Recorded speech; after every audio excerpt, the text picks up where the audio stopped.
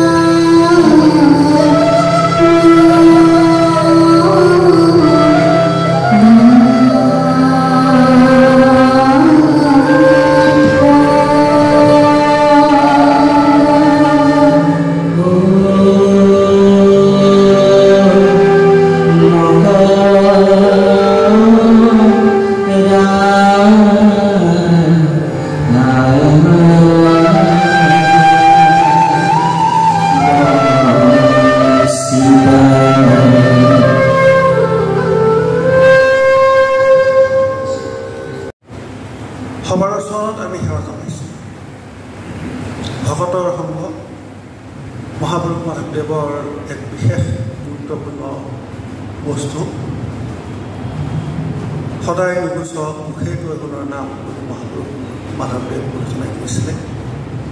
সেই ভকতৰ সংগ বিচাৰি আজি আমি ইয়াত উপস্থিত হৈছোঁ। এনেকুৱা সংগৰ নিচিনা দুৰ্লভ সংগ জগতত একো নাই। যি সংগ জুয়ে উৰিব নোৱাৰে, যি সংগ অস্ত্ৰ শস্ত্ৰৰে চেভ নহয়, যি সংগ পানীত থলে নিতিতে ৰ'দত দিলে নুশুকায়, সেনেকুৱা সংগৰ বিচাৰি আজি আমি এই অনুষ্ঠান আয়োজন কৰিছোঁ। এনেহেন ভকত এজনৰ কথাটোৱে মহাপুৰুষ মাধৱদেৱে ঘোষা শাস্ত্ৰ আৰম্ভ কৰিছিলে। যি ভকতৰ সংগত থাকি ৰসময় ভকতি সাধনা কৰাৰ কথা মহাপুৰুষ মাধৱদেৱে জগতৰ বিখ্যাত ধৰ্মশাস্ত্ৰ ঘোষা শাস্ত্ৰৰ আৰম্ভণিতে তেখেতে ব্যাখ্যা কৰিছিলে। আৰু ব্যাখ্যা কৰাই নহয়, তেওঁ আনকি এনেকৈও কৈছে যে এ হৰি যেন আতি কৃপাময় অ ভক্ত গুৰুজন হেহীনয় দুয়োজনে আক হৰিৰ ধৰ্মাত্মহীন। ভগৱন্তৰ শৰীৰ আৰু ভকতৰ শৰীৰৰ মাত্ৰ পাৰ্থক্যটোহে, কিন্তু ভকতজন আৰু ভগৱন্তৰ মাজত বাকী কোনো পাৰ্থক্য নাই বুলি কৈছে। যেনেকৈ পৰম ব্ৰহ্ম ভগৱন্তই জগতৰ সমস্ত জীৱকে কৃপা কৰি কৃপাৰ অসৰতাৰ তুষ্ট হৈ আনন্দ অনুভৱ কৰে, এনেহেন মহান ভকতেও জগতৰ সকলো লোককে কৃপা কৰি নিজে সন্তুষ্ট হয় সেই কৃপাৰ অসৰ দ্বাৰা। গতিকে তেনেকুৱা ভকতৰ সংগ বিচাৰি আজি আমি ইয়াত উপস্থিত হৈছোঁ। যিজন ভকতে এই কৃষ্ণ দেখে চিন্তে যিটো অনবাঞ্চে বিষয় জানিয়া বিষ্ণুৰ মায়া জগত নিশ্চয়। সেনেকুৱা ভকতে ভগৱান কৃষ্ণৰ বাহিৰে বেলেগ একোৱে বুজি নাপায়। গোটেই ব্ৰহ্মাণ্ডখনে ব্ৰহ্ম ভগৱন্তৰ মায়া বুলি ধৰি লৈ কেৱল কৃষ্ণকেই উপাসনা কৰি থাকে। জগতৰ যিবিলাক ধৰ্ম আছে, দেহৰ যিবিলাক ধৰ্ম আছে, জগতৰ ধৰ্ম জন্ম মৃত্যু ক্ষুধা তৃষ্ণা, দেহৰ ধৰ্ম আহাৰ নিদ্ৰা ভয় মৈথুন, এই সমস্ত ধৰ্ম দ্বাৰা তেওঁলোক বিমোহিত নহয়। হেনুহে বিমোহিত চিত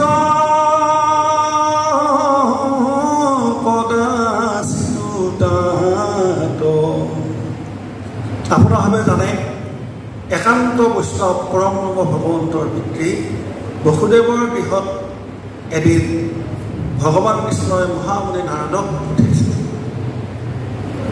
আৰু যেতিয়া নাৰদ উপস্থিত হৈছিলে তেতিয়া ভগৱান কৃষ্ণৰ পিতৃ বসুদেৱে নাৰদক কৈছিলে যে পুত্ৰ এজনৰ সন্মুখত নিজৰ পিতৃ বা মাতৃ আহি উপস্থিত হ'লে যেনেকৈ সমস্ত প্ৰয়োজন পূৰণ হয়, ঠিক তেনেকৈ এজন সাধাৰণ ভকতৰ ওচৰত এজন ভক্ত বা বৈষ্ণৱ আহিলেও সমস্তটো পূৰণ কৰে। এই পিতৃ আগমনত পুত্ৰ ভকতক পাইলে দুখী যেন পাধি অহেহি মতে ভগৱন্ত তোজোৱা গমনে সমস্ত প্ৰাণীৰ দুখ হৰে এটা বক্ষণে। আমি আজি এনেখন ভকতৰ সংগত উপস্থিত হ'ব পাৰিছোঁ। আমাৰ সমস্ত মনৰ বেদনা যেন আজি আমাৰ নাইকিয়া হৈছে। সূৰ্যদেৱৰ গৃহত ভগৱান কৃষ্ণ জগতৰ সমস্ত ভকত বৈষ্ণৱক লৈ উপস্থিত হৈছে। তেতিয়া সূৰ্যদেৱৰ বহিবও ঠাই নাই, সেইকাৰণে সূৰ্যদেৱে কেৱল ভগৱান কৃষ্ণক নিজৰ মুখখনত ভগৱান কৃষ্ণৰ চৰণখন লৈ মোহাৰি আছিলে। তেতিয়া ভগৱান কৃষ্ণই সূৰ্যদেৱক কেইটামান কথা কৈছিলে। মুখ্য কথাখিনি এনেকুৱা, এই যে সূৰ্যদেৱ তুমি যে দেখিছা মোৰ লগত যিমান ভকত আহিছে, এই ভকতবিলাকে কি উদ্দেশ্যত আহে? এই আহি আছে মোৰ সংগে অভুৰে নিৰন্তৰে চৰণৰে নুৱে জগতক বুদ্ধি কৰে। এনেকুৱা ভকতৰ চৰণৰ ৰেণুৱে গোটেই জগতখন শুদ্ধ কৰি দিয়ে। আৰু এনেকুৱা ভকতৰ যদি দৰ্শন কোনোবাই লাভ কৰিব পাৰে এনেকুৱা ভকতৰ সংগ স্পৰ্শ যদি কোনোবাই লাভ কৰিব পাৰে তেতিয়া সেইজনে আৰু তীৰ্থস্থান দৰ্শন কৰিব নালাগে, দেৱতা দৰ্শন কৰিব নালাগে। হে ৰাম দৰ্শন পৰশন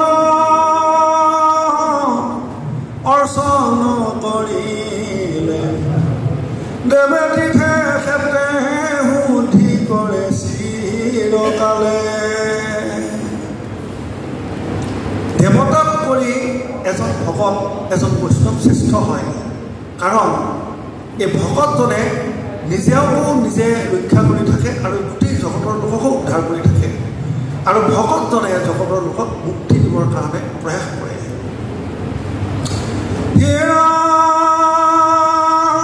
আপুনি নিস্তাৰী কৰে আনক নিস্তাৰ তৰ সম পূজ্য তৰ আছে গুণৰ। গতিকে ভকতত থাকি শ্ৰেষ্ঠ লোক, ভকতৰ নিশ্চয় পূজ্য লোক আৰু জগতত কোনো নাই। ভগৱান কৃষ্ণই উদ্ধৱৰ কথা কৈছিলে যে হে ভকতে জানা মোৰ পৰম বান্ধৱ, ভকতজনৰ মই সুহৃদ বান্ধৱ। ভগৱান কৃষ্ণই চিত্ৰটো সেইকাৰণে ক'লে যে জগতৰ যিমান দেৱতা ঋষি মুনি গন্ধৰ্ব কিমান আছে সমস্তৰ ভিতৰত শ্ৰেষ্ঠ বস্তু হ'ল জগতত ভকত। এই সৰ্বদেৱময়ী বিপ্ৰ মুহুৰ ভকত, মই সৰ্বময়ী দেৱ কহিলো ভূতত্ব। সেইকাৰণে শ্ৰোতাদেৱ, তুমি যদি এই ভকত বৈষ্ণৱক যদি বিষ্ণু বুদ্ধি কৰি আদৰ সন্মান নকৰা, কেৱল মোকেই কৰি থাকা, তেতিয়াহ'লে তুমি বাৰে বাৰে এখন সংসাৰত জন্ম ল'ব লাগিব। এৰা বিষ্ণু বুদ্ধি কৰি যিটো বিপ্ৰকণা দৰে ভ্ৰম নাপায় সিটো মোক ভ্ৰময় সংসাৰে। গতিকে আমাৰ এনেকুৱা মহান ভকতৰ স্পৰ্শত দৰ্শন আজি হৈছে, স্পৰ্শ হৈছে, আমি সকলোৱে ধন্য মানিছোঁ। ভগৱান কৃষ্ণই ভকতৰ গৃহত যেতিয়া গৈছিলে, অক্ৰূৰৰ গৃহত, তেতিয়া অক্ৰূৰে ভগৱান কৃষ্ণক কৈছিলে যে হে প্ৰভু, আজি জগতৰ ঈশ্বৰ তুমি আমাৰ ওচৰত আমাৰ গৃহত প্ৰৱেশ কৰিলা, আমাৰ ঘৰৰ তীৰ্থস্থানতকৈ অধিক শ্ৰেষ্ঠ হ'ল। তেতিয়া ভগৱান কৃষ্ণই অক্ৰূৰক এটা কথা কৈছিলে। সেই কথাটো হৈছে কি এনেকুৱা, এ তুমি গুৰু পিতৃ সুহৃদ আমাৰ, আমিতো যুপুত্ৰ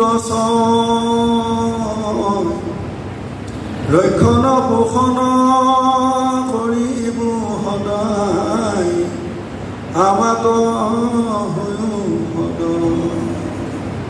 শেষত আমি এই মহান ভকতকেইজনৰ ওচৰত আমি এই কথাটোকে ক'ব বিচাৰিছোঁ যে আমাৰ দৰে সাধাৰণ জীৱ বা সাধাৰণ লোকৰ এই ঈশ্বৰ নাম গাই আমি যাতে অনাগত দিনত আমি জীয়াই থাকিব পাৰোঁ, থকা দিনকেইটা দৰং জিলা শাখা শ্ৰীমন্ত শংকৰদেৱ সংঘৰ যাতে উত্তৰণ ঘটাব পাৰোঁ।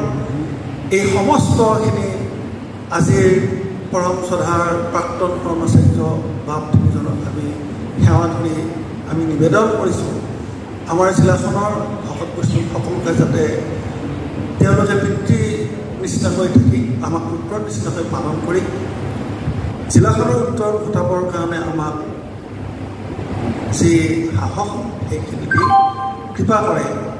আমি এইখিনিকে কৈ তেওঁলোকৰ চৰণত পুনৰবাৰ আমি সেৱা জনাই আমি কোৱা কথাখিনিৰ কিবা যদি ভুল উঠিছে তাৰ কাৰণে আমি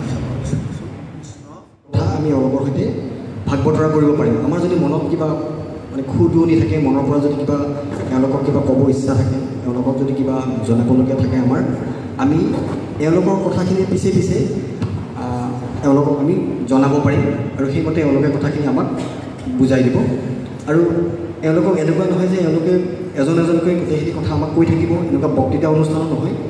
আমি মাজে মাজে এওঁলোকৰ কিছু কিছু কথা জানিব খুজিম, জীৱনভিত্তিক কিবা কথা জানিব বিচাৰিম, এওঁলোকৰ আমাৰ আধ্যাত্মিক দৰ্শনৰ কিবা কথা জানিব বিচাৰিম। এইখিনি কথাই এওঁলোকে ব্যাখ্যা কৰিব আমাৰ আগত, এওঁলোকে পোৱাই অহা অভিজ্ঞতাবিলাক আমাৰ সৈতে ভাগ বতৰা কৰিব। তাৰ পিছে পিছে আমাৰ যদি কিবা জানিবলগীয়া থাকে কিবা ক'বলগীয়া থাকে আমি লগে লগে কথাখিনি তেওঁলোকক জনাব পাৰিম এই আপোনালোকৰ জ্ঞাতাৰ্থে কথাখিনি মই কৈ থ'লোঁ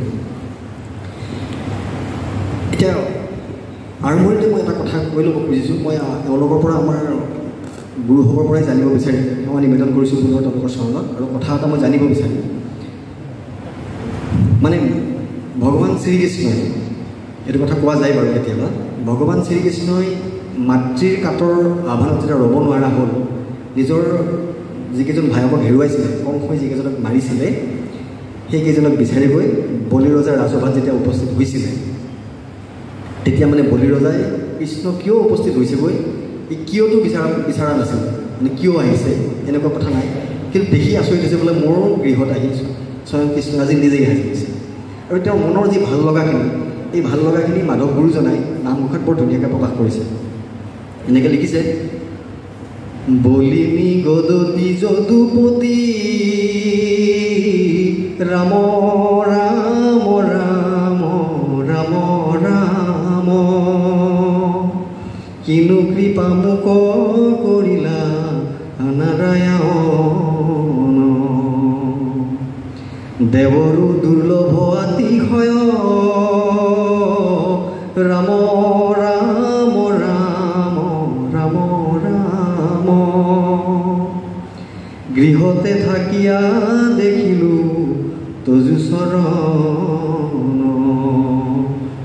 বলি ৰজাৰ এই মনৰ ভাৱটো নামঘৰত ইমান ধুনীয়াকৈ প্ৰকাশ কৰি কৈছে আকৌ ভাগৱতৰ কপিল দেৱহূতিৰ সংবাদত এটা কথা ভক্তিযুগত এটা কথা বৰ ধুনীয়াকৈ কপিলে দেৱহূতিৰ আগত প্ৰকাশ কৰিছে এনেকৈ ঈশ্বৰৰ হেনো কোনো ৰূপ নাই ঈশ্বৰক চাব নোৱাৰে যদি আপুনি ঈশ্বৰক চাব খোজে তেতিয়াহ'লে ঈশ্বৰৰ ৰূপ হিচাপে ভকতবিলাকে হেনো ঈশ্বৰৰ ৰূপ গতিকে আজি এই অনুষ্ঠানটোত আমি শৰণ গুৰুসকলৰ সৈতে কথাটো জানিব বিচাৰিম তেওঁলোকৰ মনোভাৱটো আজি আমাৰ ভকত বাবাই সমস্তৰ মাজত উপস্থিত হৈ আপোনাসকলৰ মনত প্ৰথমতে কেনেকুৱা ভাৱ এটা হৈছে এই ভাৱ সম্পৰ্কে আপোনালোকে অকণমান আমাক জ্ঞাত কৰক প্ৰথমতে মই আমাৰ ৰন্তি বৰুৱা প্ৰভুগৰাকীক এই সেৱা জনাইছোঁ তেওঁৰ মনোভাৱ আজিৰ অনুষ্ঠানখন ইমান হাই লেভেলৰ অনুষ্ঠান হৈছে আমি ঢুকি পোৱাই নাই কি হ'ব কি নহ'ব আমি কি ভাবি আহিছোঁ আৰু আমাক কি প্ৰশ্ন সুধিব আমাৰ প্ৰিপেৰেশ্যন নাই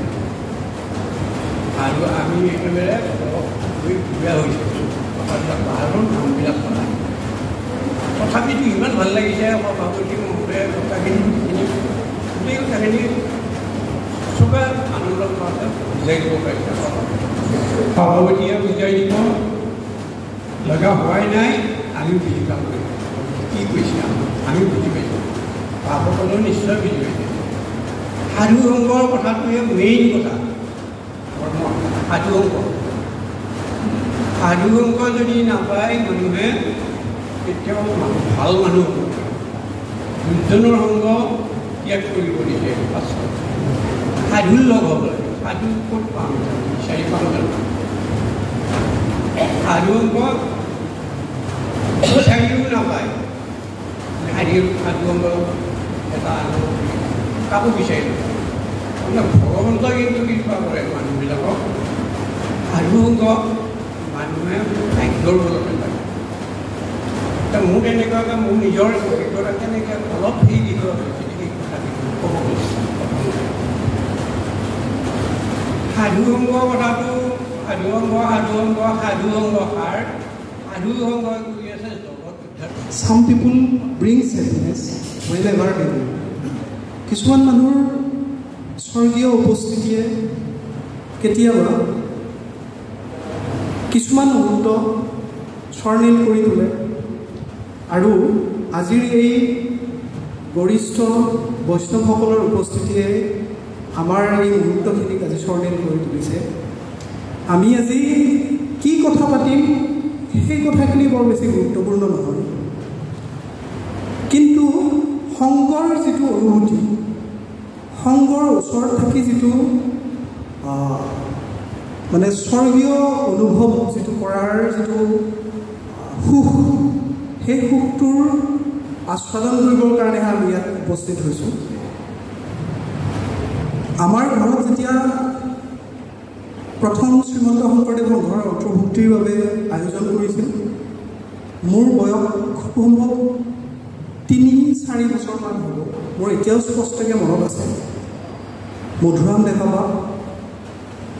আৰু লগত এগৰাকী প্ৰকাণ্ড ব্যক্তিত্বৰ ব্যক্তি, যাৰ চকু কেতিয়া এতিয়াও মোৰ মনত আছে, যাৰ উপস্থিতিয়ে ক'ব নোৱাৰাকৈ ভয়ৰ, ক'ব নোৱাৰাকৈ এক শংকাৰ জন্ম দিছিল। মানে এটা দৈৱতাৰ এটা উপস্থিতি আমাৰ ঘৰত আমি সেই সময়ত পোৱা মোৰ মনত আছে। খুব সম্ভৱ তেখেত তেতিয়া জিলা শাখাৰ সম্পাদক আছিল আৰু লগত যোৱা ব্যক্তিগৰাকী আমাৰ শ্ৰদ্ধাৰ সকলোৰে দীননাথ ডেকা বাপ আছিল। আমাৰ ঘৰত সেইদিনা হয়তো এইসকল ব্যক্তিয়ে খেৰৰ ওপৰত ৰাতি কটাই পিছদিনা আমাৰ ঘৰৰ পৰিয়ালটিক শংকৰদেৱ সংঘৰ অন্তৰ্ভুক্তিৰ বাবে শৰণ দিয়াৰ ব্যৱস্থা এটা কৰিছিল। সেই তেতিয়াৰ পৰাই আমি এইসকল ব্যক্তিৰ সান্নিধ্য পাই আহিছোঁ। আজি আৰু এই আনুষ্ঠানিক যি মানে কাৰ্যসূচী, এই কাৰ্যসূচীত আমি আচলতে আজি উপনিষদৰ ব্যৱস্থা এটা কৰিছোঁ। উপনিষদ মানে কোনো গুৰুৰ ওচৰত যেতিয়া শিষ্যই তেওঁলোকৰ পদকমলৰ ওচৰত বহি কিবা কথা শুনে, কিবা চৰ্চা কৰে, সেয়ে উপনিষদ। আমিও আজি এই উপনিষদৰ ব্যৱস্থাটো কৰিছোঁ। আমি এই অনুষ্ঠানটোৰ জৰিয়তে প্ৰথমতে আমি তেখেতসকলক আমি হয়তো সকলোৱে জানো শৰণ সদস্য হিচাপে বা জিলাৰ বিভিন্ন বিষয়ববীয়া হিচাপে আমি তেওঁলোকক জানো। কিন্তু তেখেতসকলৰো যে এক শৈশৱ আছে, তেখেতসকলৰো যে এক সংগ্ৰামপূৰ্ণ জীৱন আছে, সেই কথাখিনি আমাৰ মাজৰ পৰা আঁতৰত থাকি যায়। গতিকে আমি এইসকল ব্যক্তিৰ পৰা আজি সেই কথাখিনি জানিব বিচাৰিম। মই মধুৰাম ডেকা প্ৰভু জনাৰ পৰা তেখেতৰ শৈশৱ, তেখেতৰ ঘৰৰ পৰিৱেশ, তেখেতৰ শিক্ষা দীক্ষা ইত্যাদি কথাখিনি জানিব বিচাৰিছোঁ তেখেতৰ মুখৰ পৰা। ইয়াত আমি আপোনালোকৰ দৰ্শনৰ কাৰণে অহা হৈছে। বহু কষ্ট আহিব পাৰিম বুলি ভবা নাছিলোঁ। গুৰুজনৰ কৃপা আৰু আপোনালোকৰ চৰণৰ কৃপা গুণত আমি এইখিনি আহি পালোঁ। এতিয়া আমাৰ যথেষ্ট আমাৰ পুথিপুৰুষৰ ভাগ্য বুলি আমি ধৰিছোঁ। আমি একেবাৰে দৰিদ্ৰৰ পৰিয়ালৰ আছিলোঁ। আমি অতি দুখেৰে আমি শিক্ষা দীক্ষা কৰিছোঁ। মাও ঢুকাইছিল ক্লাছ 9তে। গতিকে দেউতাই আমাক, এই দেউতা আছিল গুৰিতে ভকতীয়া পৰিৱেশৰ মানুহ, শংকৰ সংঘ বা তেনেকুৱা সেই আমাৰ নাছিল। তেওঁ সত্ৰীয় বুলি আছিল। আমাৰ ঘৰত কোনো পূজা পতাও নাছিল। আমি মহাপুৰুষীয়া বুলিয়ে কৈছিলোঁ। গতিকে প্ৰথম অৱস্থাত আমাৰ অৱস্থা বৰ জুৰুলা। গোটেই ঘৰখনৰ গোটেই ভাই ককাই 4জন আছিল, সকলোবিলাক বেলেগ হ'ল। বেলেগ হোৱাৰ পিছত আমাৰ দেউতাৰ অলপমান আতালা ধৰা আছিল। যি গৈ তাকে শুনিছিল, এনেকৈ এই ধাৰ ঋণবিলাকো দেউতাই উন্নতি লৈছিল। এনেকৈ বৰ দুখত পৰি গৈছিলোঁ আমি। ইফালে আমাৰ শিক্ষা দীক্ষাৰ ক্ষেত্ৰৰ প্ৰতি মা দেউতা অতি ধাউতি আছিল। সকলো ক্ষেত্ৰতে ধাউতি আছিল। কিন্তু কোনফালে কাণ কাটিব লাগে সেইটো নাজানিছিল। তেওঁ নিৰীক্ষৰ আছিল। মাও আছিল, দেউতাও আছিল। কিন্তু তেওঁলোকৰ সন্তান হৈ গুৰুজনে আপোনালোকৰ চৰণ চিন সেৱা কৰিবলৈ সুবিধা পাইছোঁ। এইটো পুথিপুৰুষৰ ভাগ্য বুলি কৈছোঁ আমি। অতি কষ্টৰে দীঘল ডাঙৰ হোৱা আমি পৰিয়াল। আমাক দেউতা বা মায়ে অতি কষ্টৰে ডাঙৰ দীঘল কৰিছিল আৰু শিক্ষাৰ প্ৰতি অতি ধাউতি আছিল। আমাৰ ভাই ককাই আমি বৰ্তমান 3জনকেই শিক্ষিত কৰি তুলিছিল তেওঁ। আমি কষ্টৰে ডাঙৰ দীঘল হৈ কিন্তু এই ভকতীয়া পৰিৱেশটো কেতিয়া পালোঁ আমি, সেইটো বহুত দেৰিকৈ পালোঁ আমি ডাঙৰ দীঘল হ'ল। এনেকৈ হৈ আমি হাইস্কুলৰ দেওনা পাৰ নহওঁতে আমি গ'লোঁ এই ইণ্টাৰভিউ চতিয়ালৈ গুচি গ'লোঁ। চতিয়া 3 বছৰীয়া আমাৰ নৰ্মেল স্কুল আছিল। 3 বছৰীয়া কোৰ্চটো পাছ কৰি পেলাই আমি তাৰ পৰা আহি লগে লগে চাকৰিত সোমালোঁ। চাকৰি গভৰ্ণমেণ্ট চাকৰি নাছিল, প্ৰভিঞ্চিয়েল হোৱা নাছিলে। ৰিকগনাইজ স্কুল এখনত ঘৰৰ পৰা মাতি দিছিল, এই চিৰাজুলি হাইস্কুলত। তাতে 20 বছৰ থাকি তাৰপিছত গভৰ্ণমেণ্ট এই পোষ্টলৈ আমাৰ ইণ্টাৰভিউ হৈলা তেজপুৰ সদৰ এমপিত আমি চাকৰি যোগ কৰিছিলোঁ। তাৰ পৰা আহিয়ে আপত্তি ঘৰৰ জুৰুলা অৱস্থাৰ কাৰণে ইনস্পেক্টৰৰ আণ্ডাৰত আছে আমাৰ চাকৰি। ইনস্পেক্টৰ খাটি লৈকে আকৌ মিউচুৱেল ট্ৰান্সপৰ্ট হৈ কমলালৈ আহিলোঁ। কমলাত কিছু বছৰ চাকৰি কৰিলোঁ। শেষত যাই ভেৰগাঁৱত শেষ কৰিলোঁ চাকৰি। জয়জয়তে আমাৰ আপোনাৰ সভাতাইলৈ শ্ৰদ্ধা নিবেদিছোঁ। আমি অৱশ্যে আমাৰ প্ৰভু জনাই সাহিত্য শাখাৰ সভাপতি প্ৰভু জনাই কোৱা কথাৰ লগতে এটি কথা ক'ব বিচাৰিছোঁ। আজিৰ যিখন অনুষ্ঠান সঁচাকৈ অতি নতুনত্ব। আমাৰ বৰ্তমানৰ শ্ৰীমন্ত শংকৰদেৱ সংঘ দৰং জিলা শাখাৰ সভাপতি প্ৰভু জনাই এটা কথা নতুনকৈ ৰোপণ কৰিছে, সেইটো সভা সমিতিবোৰত এটি ঘোষা কীৰ্তনৰ সভা আৰম্ভ কৰিব লাগে। ঠিক তদ্ৰূপ এই সাহিত্য শাখাৰ যি অনুষ্ঠান এইটো অৱশ্যে নতুন। আমিও তেনেধৰণৰ সাহিত্য শাখা চলাইছিলোঁ, কিন্তু এনেধৰণৰ অনুষ্ঠানত মাজলৈ যাব পৰা নাছিলোঁ। তেতিয়া আমাৰ আকৌ এটা অভাৱ আছিল, লিখকৰ অভাৱ আছিল। আৰু সেই সময়ত সেই সময়ত যিখিনি আমাৰ সাহিত্য শাখাৰ কৰ্মকৰ্তা আছিলোঁ, সেইসকলে কিন্তু লিখকৰ সৃষ্টিৰ কাৰণে আমি আগবাঢ়িছিলোঁ। সেইটো আমি সফল হৈছোঁ। এতিয়া লিখকৰ অভাৱ নাই। আৰু আজিৰ যি অনুষ্ঠান, এই মনোজ্ঞ অনুষ্ঠান সঁচাকৈয়ে ভাল। এইটো কিন্তু একেবাৰে নতুনত্ব।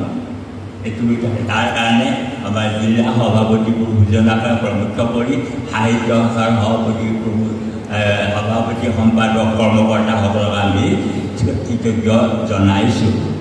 এতিয়া কথা হ'ল, আমি কেনেধৰণে কি হিচাপে এই মঞ্চ পাইছোঁ, এইটো বৰ ঈশ্বৰৰ ইচ্ছা, প্ৰভুসকলৰ কৃপা। আৰু এইকাৰণে আমি দেচোন আমিও এই গাঁৱৰ লোক আছিলোঁ। আমাৰ মা দেউতাও একেবাৰে নিৰক্ষৰ আছিল। হ'লেও এই যে সংঘৰ প্ৰতি শ্ৰীমন্ত শংকৰদেৱ সংঘৰ প্ৰতি যে অহাৰ এটা হেৰি পাইছিলোঁ, সেইটো তেওঁৰ পৰা পাইছিলোঁ। মই প্ৰথম চাকৰি সূত্ৰে পানীৰ দহলাল মজলীয়া বিদ্যালয়ত আছিলোঁ। তাৰপিছত তাতে মই এই অনুকূল ঠাকুৰৰ সদস্য হ'বলগীয়া হৈছিল। সেই সদস্যৰ হৈ আমি ঘৰত আহিলে প্ৰাৰ্থনা কৰিছিলোঁ। প্ৰাৰ্থনা কৰোঁতে দেউতাই কৈছিল, এনে বস্তুটো ভালে আছিল, কিন্তু এয়া বঙালী বা আমাৰ ইয়াতে তেনেধৰণৰ নাই। এই কথাষাৰৰ কাৰণে সংগ লাগে বাবদ আমি এয়া 1990 চনত শ্ৰীমন্ত শংকৰদেৱ সংঘই বৰণীয়াপাৰা প্ৰাথমিকৰ সদস্য হৈ বৰ্তমান এই অৱস্থা পাইছোঁ। ইও প্ৰভুসকলৰ কৃপা। এই কৃপা গুণে আজি এনেকুৱা এইটো সঁচাকৈয়ে আপ্লুত হৈছোঁ। কৃষ্ণ প্ৰভু বন্ধৰ কৃপা কৰক।